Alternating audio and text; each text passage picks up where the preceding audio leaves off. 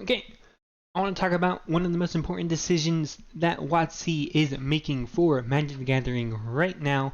We've seen them come up a lot more recently, and they're going to seemingly keep coming over and over again, whether people like them or not. People seem to be enjoying them, but if you don't like them, it sucks because they're one of the most important deals that Wizards of the Coast as a company can be making for the health of Magic the Gathering, keep it going up, keep getting new users.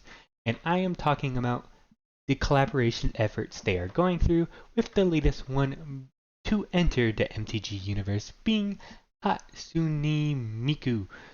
They made a song together, some people like it, some people don't.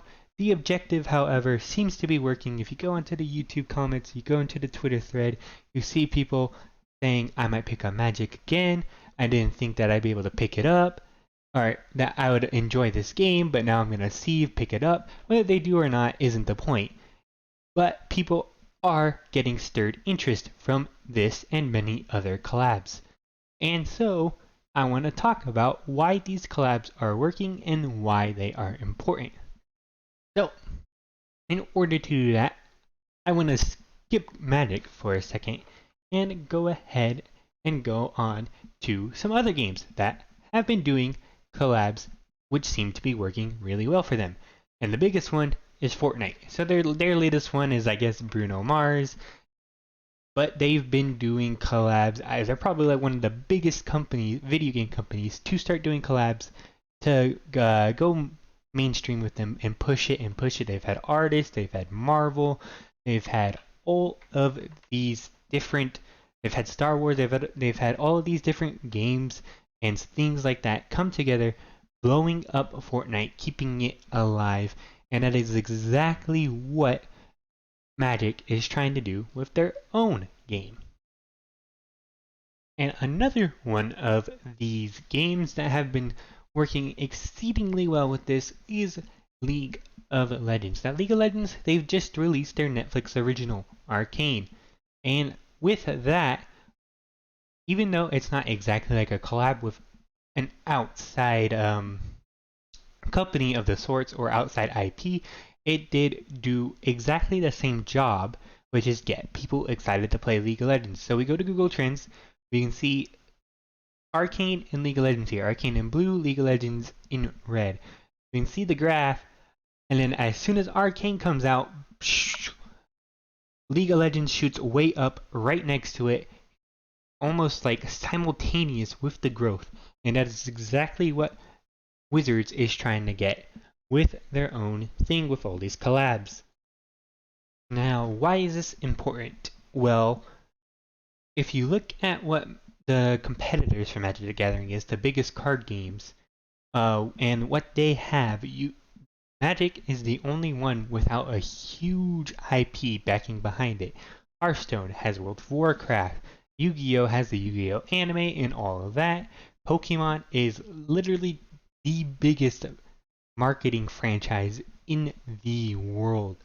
We have Pokemon trading card game has their Pokemon Go collabs. Yu-Gi-Oh has their anime, like I said. Hearthstone with World of Warcraft. And, well, we got Post Malone, so that's good for us. If we look at this graph here, this is the Google Trends. This is for just United States, but we can see that despite all that, Magic has been increasing above all the rest of the card games specifically. So this is Yu-Gi-Oh trading card game, Pokemon trading card game, not the franchises as a whole. And then Hearthstone at the bottom here. You can see that Yu-Gi-Oh has a bit of a spike, of course, of Master Duel coming out. If we go to worldwide, we can see that Yu-Gi-Oh has an even bigger spike here, probably because of the Japanese audience, the Eastern audience. They're way more bigger on Yu-Gi-Oh and Pokemon than they are for Magic the Gathering there. But still want to focus on that despite all of this, they are going up still. They're hitting a bit of a stag point, and that's why they need these collabs to keep going forward. So what does that mean for Magic? Well, we saw a while ago now, almost a year ago, what they were planning to do with their collabs. So we saw the Warhammer 40k one, the Lord of the Rings one. We saw that they were doing a Fortnite secret lair, that they had a Street Fighter one set up. I think a few others as well. We saw the Walking Dead one they already did, the Stranger Things one that they've already done. And the important thing here that I want to take from this is how they are doing them.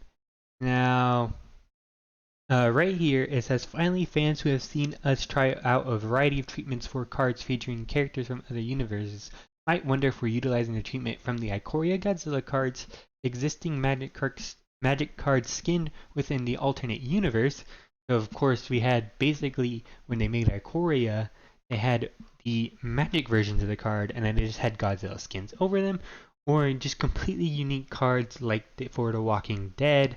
I think Stranger Things was like it too. I'm not too sure. I know Arcane specifically was like the Ikoria ones, and they say that they're doing both. Now, this is going to raise some flags for some people, whether you enjoy having completely different cards unique to that universe or just want the skins of them. I'm personally on the side of preferring just the skins. I think the way that they did the Ikoria Godzilla ones and the Arcane cards for League of Legends was perfect in what they should be focusing on. I don't really think that The Walking Dead and the Secret Lair or the Stranger Things style was one all that received all well that to receive besides for like collectors. I know Secret Lair makes a ton of money and collectors are gonna buy them no matter what, so it's kind of hard to push back against that, but here we are. So we go down here, we see we have Warhammer coming up for the commander decks, and with Lord of the Rings getting their own commander deck. There's a Fortnite one, there's a Street Fighter one, and that is what is coming on. So that's what we have here. Coming up for the future, they're gonna keep doing these collabs. Hopefully, it's gonna bring more people into the game, which will help everybody. I think WotC's gonna get more money. Creators are gonna get more of a fan base to pull from to get people into the game. People are gonna have more people to play with. Prices might go down depending on how it works, or depending on how many people buy the cards. So overall, I think it'll be good for everybody. If you enjoyed this video, consider liking and subscribing. It really helps a lot.